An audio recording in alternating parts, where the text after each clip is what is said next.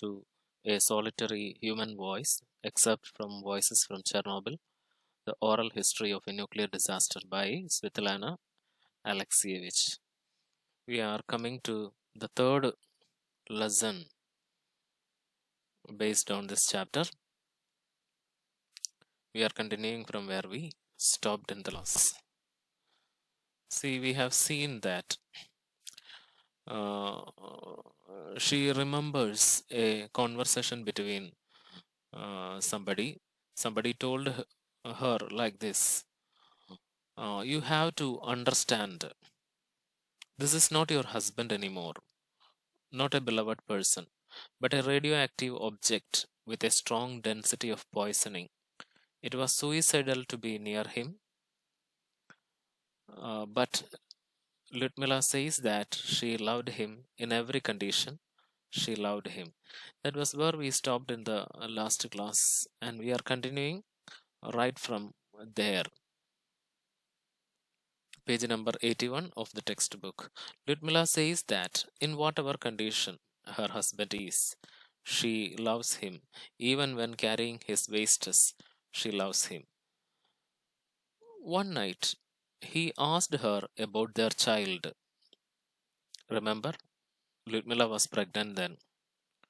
She asked what name should be given to him. He replied that she can decide. Ludmila asks him, why myself when there is two of us? He said, in that case, if it is a boy, he should be called Vasya. If it is a girl, Natasha. So it was decided. She was not worried about the child inside her. She felt that the child will be protected. One night, she was sitting next to his bed. At 8 o'clock, she felt like going out. She told him that she was going out for a walk. She went to her room and slept on the floor. She was so tired. After a while, the cleaning lady came to her that her husband is calling her madly. Ludmila telephoned the nurse to inquire. The nurse informed, he died 15 minutes ago.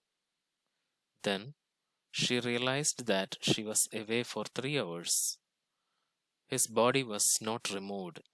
She escorted him to the cemetery. All that remains in her memory is the plastic bag in which he was placed. Page number 82. At the mortuary, they asked whether she wanted to see what dress he is going to be buried. She wanted to see.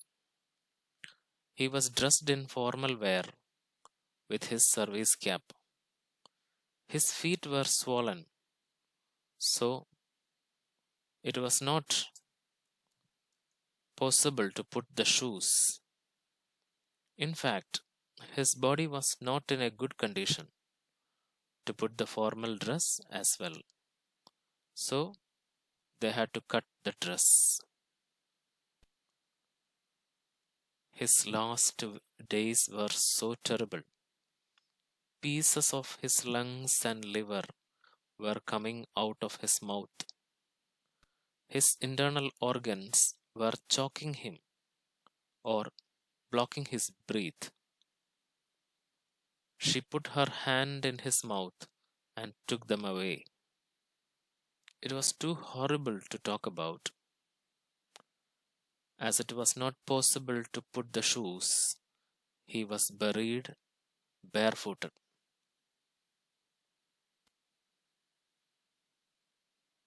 When the relatives of the victims came, the authority said, it is impossible for us to give you bodies of your husbands, your sons.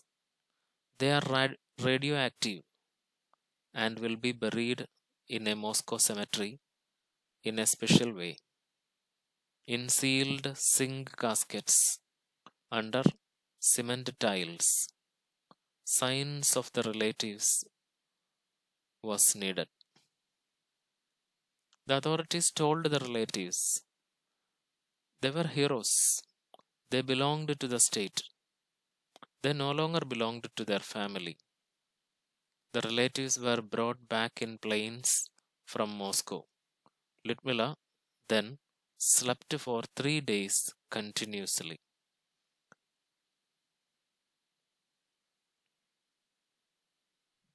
Page 83. The doctors knew that she was so tired because of the shock. Lyudmila was only 23 then. After 2 months, she again went back to Moscow, where he was buried.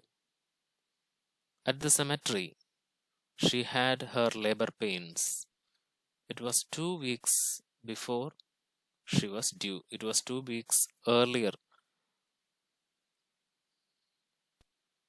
The child, it was a girl. She was named Natashanga. Your father named her.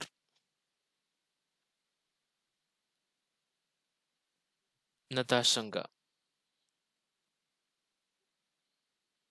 Sorry, here is a mistake. Your father named you Natashanga.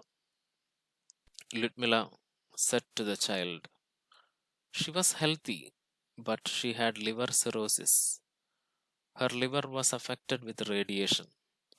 Her heart was diseased by birth. Congenital heart disease, that is, diseased by birth. 4 hours later, she was dead. Again, the authorities said that her body will not be handed over to them. Lyudmila wanted to say that she won't allow that.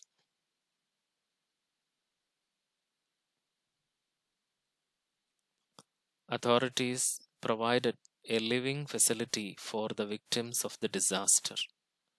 It was a big apartment in Kiev, a place, something which Vasily and Lyudmila dreamt of. A lot of people lived there. The street was called Chernobyl Square. These people worked at the reactor. Still, people go there to work on temporary basis. The survivors had diseases. Still, their livelihood is the reactor. Nobody else wants them. Most of them die with their diseases. Often suddenly, they will be walking. Suddenly, they will fall and die. While carrying flowers for the nurse, another dies. Nobody asked them what they had suffered, what they had seen. Nobody wants to hear about death. People are afraid of death. But Lyudmila says that she was not telling about death.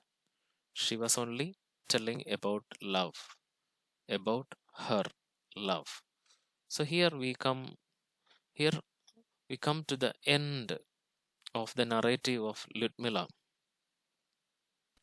So as we said before, it was a part of, it was an extract from the book Voices from Chernobyl.